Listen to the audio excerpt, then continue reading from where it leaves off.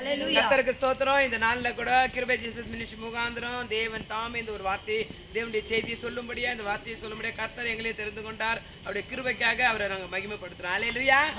கர்த்தருடைய நாம மகிமைப்படட்டும். ஒரு வேத வாசிப்போம். சங்கீதம் 118:5.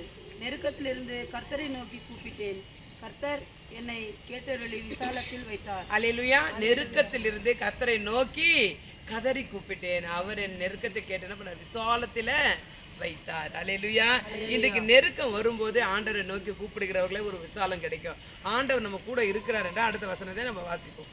கர்த்தர் என் பட்சத்தில் இருக்கிறார், நான் பயப்படேன், மனுஷனுக்கு என்ன செய்வான். அல்லேலூயா.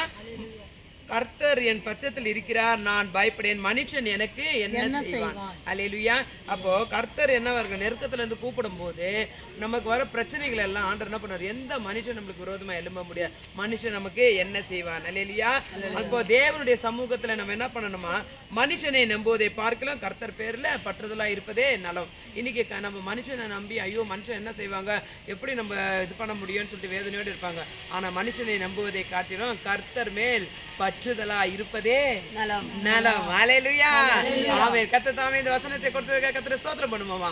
ஸ்தோத்திரம் ஸ்தோத்திரம் ஸ்தோத்திரம். God bless you. கர்த்தர் தாமே உங்களை ஆசீர்வதிப்பார். ஆமென். ஆமென்.